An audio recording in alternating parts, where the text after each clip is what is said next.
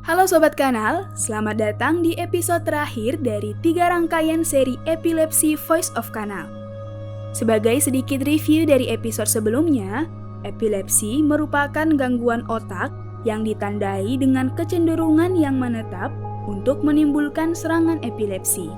Sedangkan epilepsi refraktori didefinisikan sebagai kegagalan dari 2 obat anti-epilepsi yang dapat ditoleransi, dipilih secara tepat, dan digunakan secara tepat, baik sebagai monoterapi atau kombinasi, sebelumnya untuk mencapai suatu kondisi bebas kejang.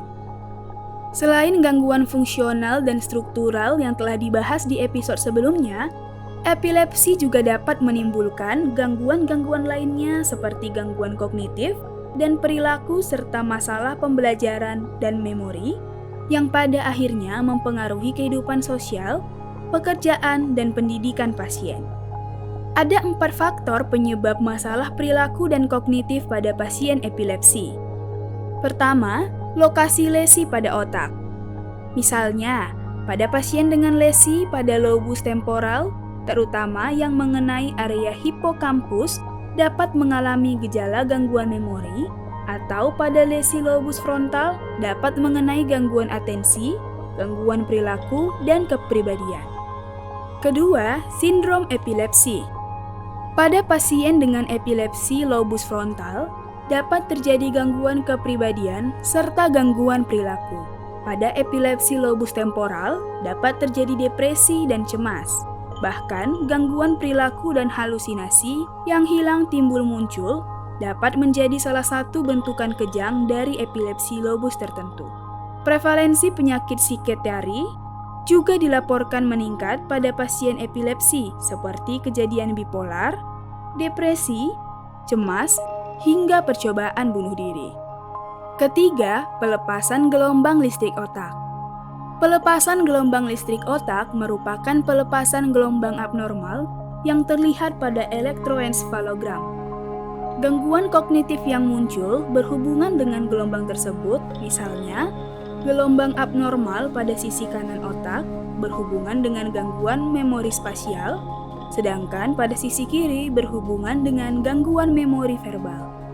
Keempat, efek obat anti-epilepsi. Terdapat beberapa efek samping berupa gangguan psikiatri dan kognitif akibat obat anti-epilepsi.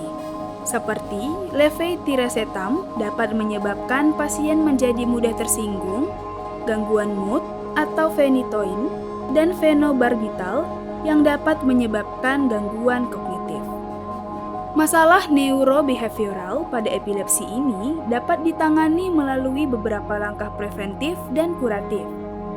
Langkah preventif berupa penilaian kondisi medis awal dan kondisi sosial pada pasien, screening berkala terkait komorbiditas neurobehavioral melalui wawancara klinis terstruktur dan kuesioner pelaporan mandiri, pemantauan ketat dan rutin terkait perubahan kognitif atau perilaku.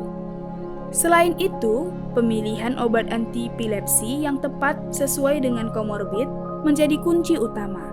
Misalnya, pasien memiliki gangguan kognitif akibat lesi di lobus temporal, sehingga jangan menggunakan obat anti-epilepsi yang dapat memperburuk fungsi kognitif pasien. Sedangkan penanganan kuratif berupa pengobatan gangguan kejiwaan dengan terapi perilaku kognitif atau Cognitive Behavioral Therapy atau disingkatkan sebagai CBT, dan penggunaan terapi inhibitor reuptake serotonin selektif. Kedua, pengobatan gangguan kognitif dengan penyesuaian obat anti-epilepsi dan stimulasi kognitif.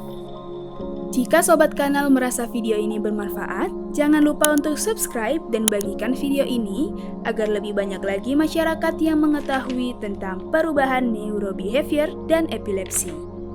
Stay tune untuk edukasi kesehatan menarik lainnya.